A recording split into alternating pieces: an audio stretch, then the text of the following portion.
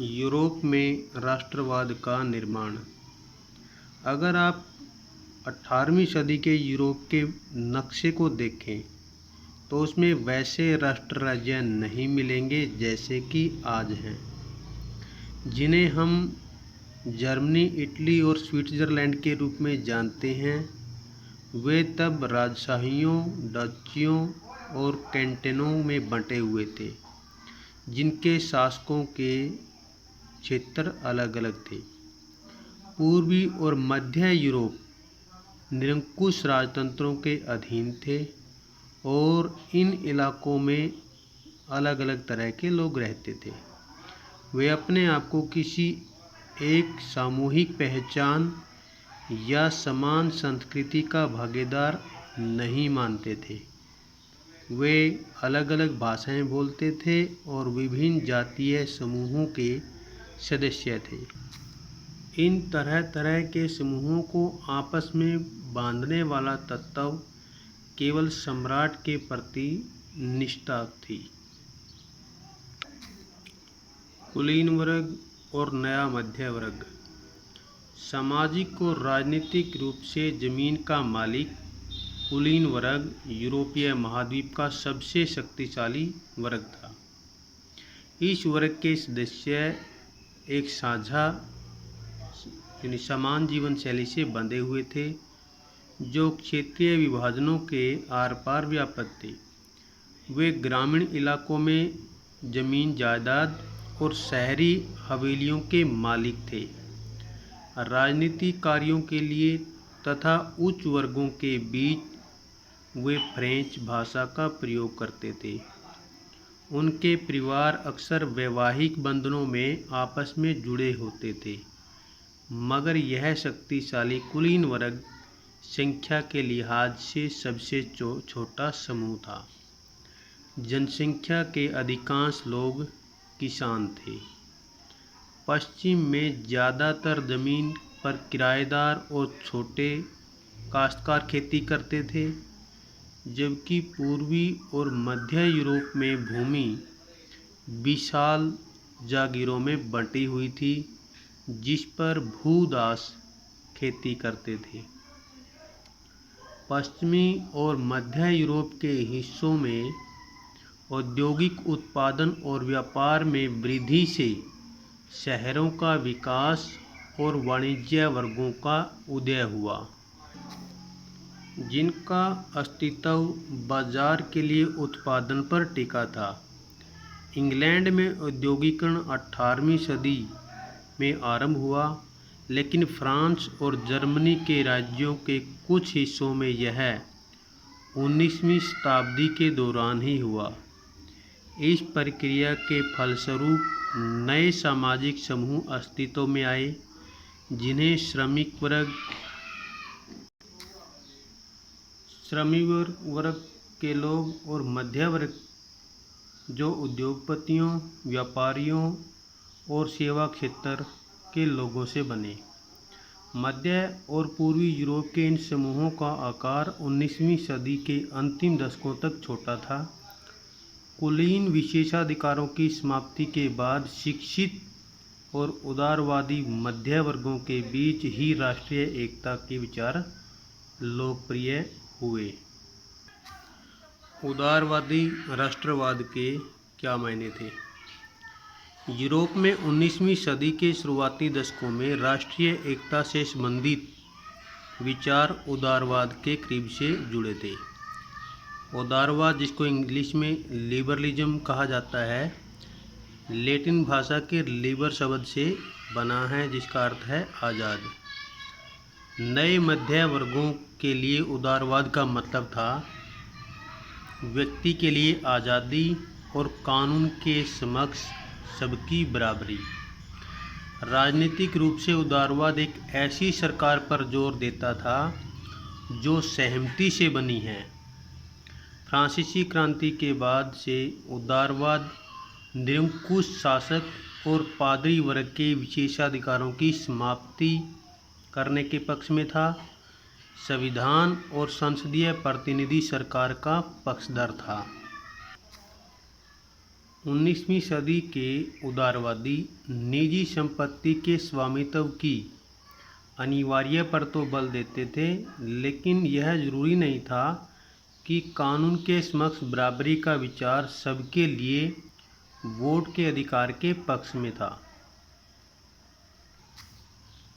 क्रांतिकारी फ्रांस उदारवादी प्रजातंत्र का पहला राजनीतिक प्रयोग था और वहाँ मत देने और चुने जाने का अधिकार केवल संपत्तिवान पुरुषों को ही था। जिनके पास संपत्ति नहीं थी, ऐसे पुरुष और सभी महिलाओं को राजनीतिक अधिकारों से वंचित रखा गया था।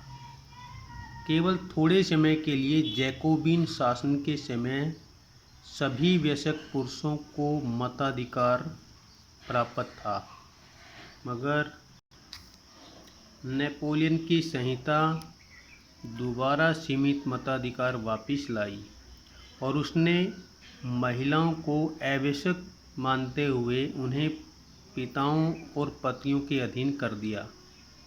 संपूर्ण 19वीं सदी और 20वीं सदी के आरंभिक वर्षों में महिलाओं और संपत्ति विहीन पुरुषों ने समान राजनीतिक अधिकारों की मांग करते हुए विरोध आंदोलन चलाए। आर्थिक क्षेत्र में उदारवाद, बाजारों की मुक्ति और चीज़ों और पूंजी के आवागमन पर राज्य द्वारा लगाए गए नियंत्रणों को खत्म करने के पक्ष में था। 19वीं सदी के दौरान उभरते हुए मध्य वर्गों की यह जोरदार मांग थी। नेपोलियन के प्रशासनिक कदमों से अनगिनत छोटे प्रदेशों से 39 राज्यों का एक महासंघ बना। इनमें से प्रत्येक की अपनी मुद्रा और नापतोल प्रणाली थी। 1833 में हैम्सबर्ग से न्यूरेमबर्ग जाकर अपना माल बेचने वाले एक व्यापारी को 11 सीमा शुल्क नाकों से गुजरना पड़ता था और हर बार लगभग 5% सीमा शुल्क देना पड़ता था। शुल्क अक्सर वस्तुओं का वजन या आकार के अनुसार लगाए जाते थे, क्योंकि हर क्षेत्र की अपनी नापतोल व्यवस्था थी। इस हिसाब लगाने में समय लगता था, जिससे कपड़े को नापने का पैमाना एले था, जिसकी लंबाई जगह बदलने के साथ घटती बढ़ती थी। नया वाणिज्य वर्ग ऐसी परिस्थितियों को आर्थिक विनिमय और विकास में बाधक मानते हुए एक ऐसे एकीकृत आर्थिक क्षेत्र के निर्माण के पक्ष में तर्क दे रहा था, जहां वस्तुओं, लोग और पूंजी का आवागमन बाधा रहित हो। 1834 में पर्सा की पहल पर एक सीमा शुल्क संघ जाल्वे राइन स्थापित किया गया, जिसमें अधिकांश जर्मन राज्य शामिल हो गई। इस संघ ने शुल्क अवरोधों को समाप्त कर दिया और मुद्राओं की संख्या 2 कर दी, जो उससे पहले 30 से ऊपर थी। इसके अलावा रेलवे के जाल ने गतिशीलता बढ़ाई और आर्थिक हितों को राष्ट्रीय एकीकरण का सहायक बनाया। उस समय पनप रही व्यापक राष्ट्रवादी भावनाओं को आर्थिक राष्ट्रवाद की लहर ने मजबूत बनाया। 1815 के बाद एक नया रूढ़िवाद। 1815 में नेपोलियन की हार के बाद यूरोपीय सरकारें रूढ़िवाद की भावना से प्रेरित थी। रूढ़िवाद का अर्थ ऐसा राजनीतिक दर्शन जो परंपराओं, पुरानी संस्थाओं और रीति रिवाजों पर जोर देता है और तेज बदलावों की बजाय क्रमिक और धीरे धीरे विकास को प्राथमिकता देता है, रूढ़िवाद होता है। रूढ़िवादी मानते थे कि राज्य और समाज की स्थापित संस्थाएं जैसे राजतंत्र, चरस, सामाजिक ऊंच नीच, संपत्ति और परिवार को बनाए रखना चाहिए। फिर भी अधिकतर रूढ़िवादी लोग क्रांति से पहले के दौर में वापसी नहीं चाहते थे। नेपोलियन द्वारा शुरू किए गए परिवर्तनों से उन्होंने यह जान लिया था कि आधुनिकीकरण राजतंत्र जैसी पारंपरिक संस्थाओं को मजबूत बनाने में सक्षम था। वह राज्य की ताकत को ज़्यादा कारगर और मजबूत बना सकता था। एक आधुनिक सेना, कुशल नौकरशाही, गतिशील अर्थव्यवस्था, सामंतवाद और भूदासत्व की समाप्ति यूरोप के निरंकुश राजतंत्रों को शक्ति प्रदान कर सकते थे। 1815 में ब्रिटेन, रूस, पर्सा और ऑस्ट्रिया जैसी यूरोपीय शक्तियों, जिन्होंने मिलकर नेपोलियन को हराया था, के प्रतिनिधि यूरोप के लिए एक समझौता तैयार करने के लिए वियना में मिले। इस सम्मेलन की मेजबानी ऑस्ट्रिया के चांसलर ड्यूक मेटरनिक ने की। इन प्रतिनिधियों ने 1815 की वियना संधि तैयार की, जिसका उद्देश्य उन सारे बदलावों को ख़त्म करना था जो नेपोलियाई युद्धों के दौरान हुए थे। फ्रांसीसी क्रांति के दौरान हटाए गए बुर्बो वंश को सत्ता में बहाल किया गया और फ्रांस ने उन इलाकों को खो दिया जिन पर कब्जा उसने नेपोलियन के अधीन किया गया था। फ्रांस की सीमाओं पर कई राज्य कायम कर दिए गए ताकि भविष्य में फ्रांस विस्तार न कर सके। अतः उत्तर में नीदरलैंड का राज्य स्थापित किया, जिसमें बेल्जियम शामिल था, और दक्षिण में पीडमांट में जनेवा जोड़ दिया गया। पर्सा को उसकी पश्चिमी सीमाओं पर महत्वपूर्ण नए इलाके दिए गए, जबकि ऑस्ट्रिया को उत्तरी इटली का नियंत्रण सौंपा गया। मगर नेपोलियन ने 39 राज्यों का जो जर्मन महासंघ स्थापित किया था, उसे बरकरार रखा गया। पूर्व में रूस को पोलैंड का एक हिस्सा दिया गया, जबकि पर्सा को सक्सनी का एक हिस्सा दिया गया। इस सब का मुख्य उद्देश्य उन राजतंत्रों की बहाली था जिन्हें नेपोलियन ने बर्खास्त कर दिया था। साथ ही यूरोप में एक नई रूढ़िवादी व्यवस्था कायम करने का लक्ष्य भी था। 1815 में स्थापित रूढ़िवादी शासन व्यवस्थाएं निरंकुश थी। वे आलोचना और असहमति बर्दाश्त नहीं करती थी और उन्होंने उन गतिविधियों को दबाना चाहा जो निरंकुश सरकारों की वैधता पर सवाल उठाती थी। ज़्यादातर सरकारों ने सेंसरशिप के नियम बनाए, जिनका उद्देश्य अखबारों, किताबों, नाटकों और गीतों में व्यक्त उन बातों पर नियंत्रण लगाना था जिनसे फ्रांसीसी क्रांति से जुड़े स्वतंत्रता और मुक्ति के विचार झलकते थे। लेकिन फिर भी फ्रांसीसी क्रांति की स्मृति उदारवादियों को लगातार प्रेरित कर रही थी। नई रूढ़िवादी व्यवस्था के आलोचक उदारवादी राष्ट्रवादियों द्वारा उठाया गया मुख्य मुद्दा था प्रेस की आज़ादी। क्रांतिकारी 1815 के बाद के वर्षों में दमन के भय से अनेक उदारवादी राष्ट्रवादियों को भूमिगत कर दिया।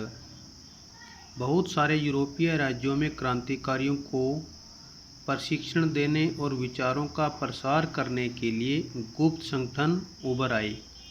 उस समय क्रांतिकारी होने का मतलब उन राजतंत्रीय व्यवस्थाओं का विरोध करने से था जो वियना कांग्रेस के बाद स्थापित की गई थी।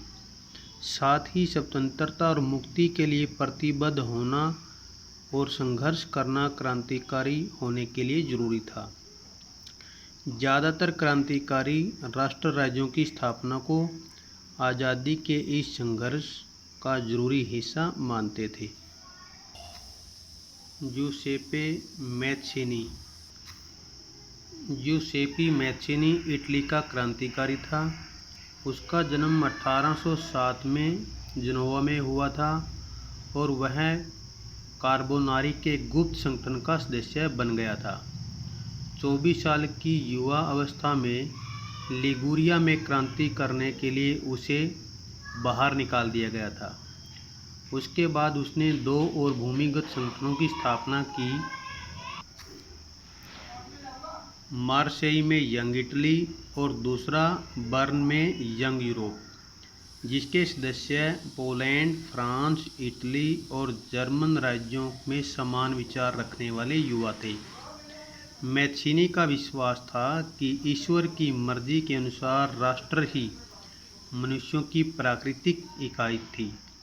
अतः इटली छोटे राज्यों और प्रदेशों की पैबंदों की तरह नहीं रह सकता था।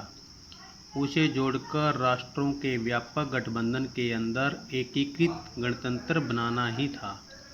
यह एकीकरण ही इटली की मुक्ति का आधार हो सकता था। उसने इस मॉडल की देखा देखी जर्मन, फ्रांस, स्विट्जरलैंड और पोलैंड में गुप्त संगठन कायम किए गए। मैत्सिनी द्वारा राजतंत्र का घोर विरोध करके और प्रजातांत्रिक गणतंत्रों के अपने स्वप्न से मैत्सिनी ने रूढ़िवादियों को हरा दिया। मेटरनिख ने उसे हमारी सामाजिक व्यवस्था का सबसे खतरनाक दुश्मन बताया।